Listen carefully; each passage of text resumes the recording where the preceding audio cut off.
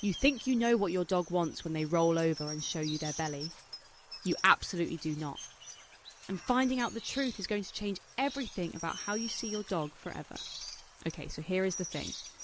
Almost every person who has ever owned a dog has made the same mistake. The dog rolls over, legs in the air, belly up, big goofy face, and you think, oh my goodness, this is an invitation for belly rubs, and my dog loves me so much, and life is beautiful. And sometimes you are completely right, but sometimes you are so completely wrong that your dog is probably sitting there thinking, please stop touching me. Why are you touching me? I was very clear about this. So today we're going to break down what is actually happening when your dog goes belly up. And I promise by the end of this, you are going to look at your dog and finally understand what they have been trying to tell you this whole time.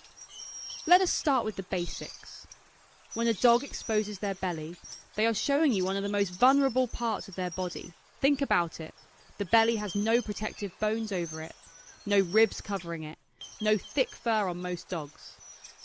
It is soft and exposed, and in the wild that is a very dangerous position to be in. So the fact that dogs do this at all is actually a huge deal. It means something very specific every single time. But here is where it gets interesting. Scientists who study dog behaviour discovered something surprising. There are actually two completely different reasons a dog exposes their belly, and they look almost identical to the untrained eye. One means, please pet me. I am happy and relaxed, and I trust you completely. The other means, please do not touch me. I am uncomfortable, and I am trying to tell you that without starting a fight. Two completely opposite messages. Same pose, while right. The first type is called soliciting. Your dog is actively asking for attention. They roll over, their muscles are loose and relaxed, their mouth might be open a little, they might be wiggling around like a happy little worm, their tail is wagging freely. This dog is saying, come here, give me the rubs, I deserve them, I have been a very good boy or girl today. This is the belly, you can go ahead and scratch. The second type is called appeasement, and this one is the one most people miss completely. Appeasement is when your dog feels anxious or overwhelmed or is trying to avoid conflict. They are not asking for belly rubs. They are using body language to say, hey, I am not a threat. Please stop doing whatever is stressing me out. When you walk over and start scratching that belly, you are actually making the situation worse because you are not reading what they asked you to do. Here is how you tell the difference. Watch the whole body, not just the belly. An appeasement dog will have a stiff body even though they are lying down. Their tail might be tucked between their legs or barely moving. Their mouth will likely be closed tight. They might be looking away from you or showing a little bit of the whites of their eyes. Some dogs will lick their lips quickly. These are stress signals, and they are your dog saying, I need some space right now, not a belly scratch. Now here is a fact that genuinely blew researchers away. A study found that when humans ignored a dog's stress signals during belly exposure and kept going with the petting anyway, the dog's heart rate went up significantly. Not down like you would expect if they were relaxed and enjoying it. Up.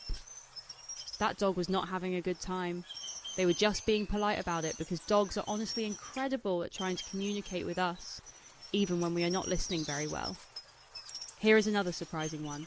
Puppies use belly exposure specifically to stop adult dogs from correcting them.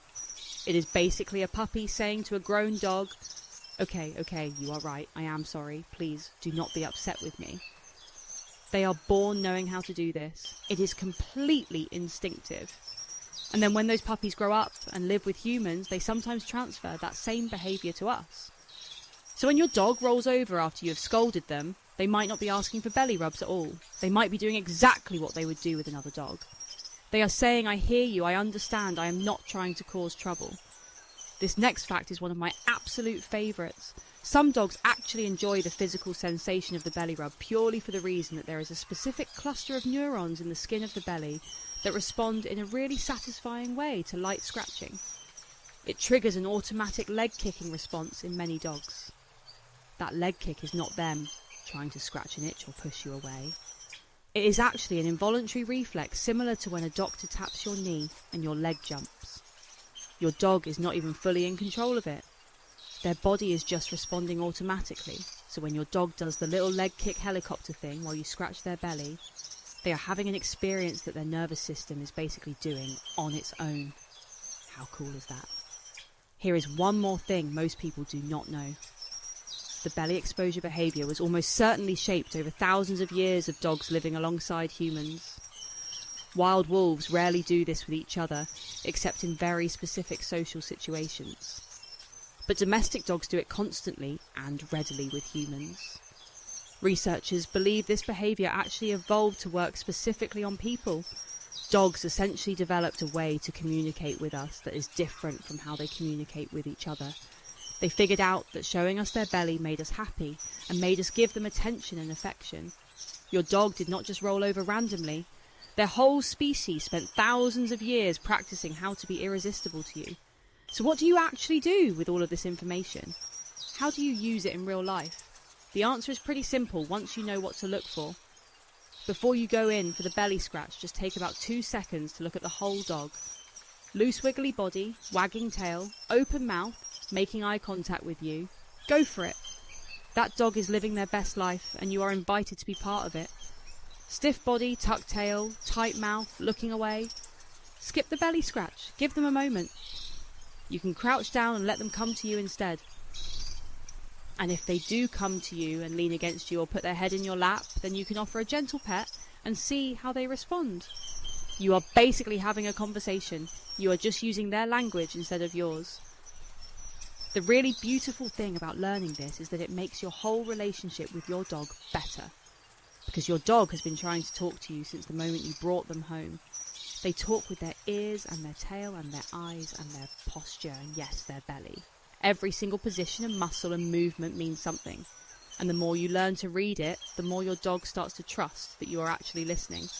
Dogs genuinely light up when their humans understand them. It is not just about belly rubs, it is about trust. When you respond correctly to what your dog is actually saying, they learn that you get it. And a dog who believes their human understands them is a dog who is calm and confident and deeply happy. So next time your dog rolls over and gives you that belly look, I want you to do the 2-second check. Look at the whole picture. And then respond to what your dog is actually telling you instead of what you assumed they were telling you. Because here is the thing. Your dog has been trying to be understood their whole life. And now you know how to do it. So tell me in the comments right now, have you ever looked back at a moment with your dog and realised you totally misread the belly? Because I think a lot of us have. And I think some of you are thinking about a very specific moment right now.